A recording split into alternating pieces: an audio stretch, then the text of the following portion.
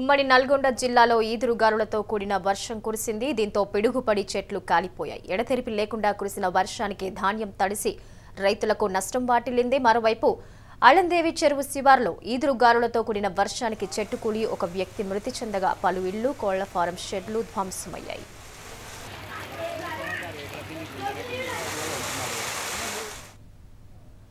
మరింత సమాచారం రిపోర్టర్ హరిప్రసాద్ అందిస్తారు. హరిప్రసాద్.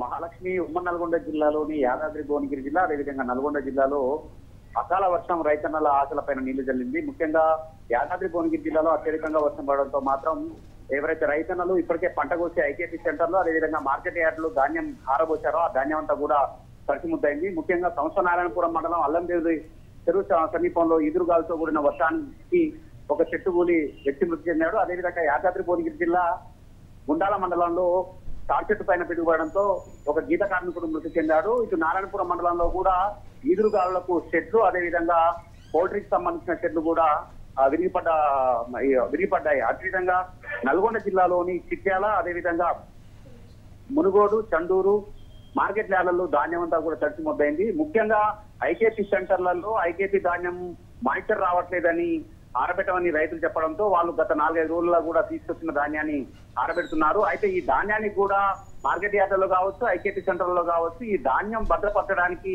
వీళ్ళంతా కూడా పట్టాలు ఇవ్వాలి ధాన్యం తొడకుండా ఉండడానికి. అయితే ఆ పట్టాలు ఇవ్వడంలో రైతులకు పట్టాలు ఇవ్వడంలో మాత్రం అధికారులు ఫెయిల్యూర్ అయ్యారని చెప్పవచ్చు.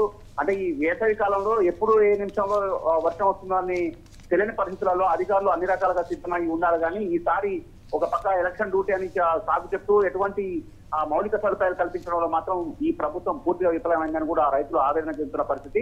మొత్తానికి మధ్యాహ్నం 3:30 నుంచి కూడా కొంత మేఘావృతంగా ఆకాశం మారింది. ఆ మేఘావృతం అయిన తర్వాత 4 అదేవిధంగా 4:30కి యాదాద్రి భువనగిరి జిల్లాలో పిడుగుపాటుతో కూడిన ఈదురుగాలతో కూడిన వడగళ్లతో కూడిన వర్షం పడడంతో ఏదైతే పైరు ఉన్నదో వడగళ్ల వల్ల పైరు కొయ్యని పైరుకేమో వడగళ్ల వర్షం పడడం వల్ల మొత్తం ఆ నిలువు మీనే మొత్తం ఒడ్లు రాలిపోతున్నాయి. ఏదైతే కోసి ఆరబెట్టిన పైరు కూడా వర్షానికి తడిసిపోయింది. అయితే మొత్తానికి అకాలంగా వచ్చిన వర్షానికి మాత్రం దాదాపు కోట్ల రూపాయల నష్టం వచ్చినట్టుగా తెలుస్తుంది. ఎందుకంటే రెండు జిల్లాల పరిధిలో కూడా చాలా మార్కెట్ యార్డులలో అదేవిధంగా చాలా ఐకేపీ సెంటర్లలో మాత్రం ఆరబోసిన ధాన్యం తడిసి ముద్దైంది. అయితే కనీసం ఈ తడిసి ముద్దైన ధాన్యాన్నైనా కొనుగోలు చేయాలని మాత్రం రైతులు డిమాండ్ చేసిన పరిస్థితి. కనీసం రేపు లేదా ఎల్లుండి కూడా వర్ష సూచన ఉన్న నేపథ్యంలో మాత్రం మౌలిక సదుపాయాలు ఏవైతే ఉన్నాయో పట్టాలు అదేవిధంగా ధాన్యం తడిసిపోకుండా ఏదైతే తీసుకోవాల్సిన చర్యలు కూడా చేపట్టాలని కూడా రైతులు డిమాండ్ చేస్తున్నారు. మహాలక్ష్మి.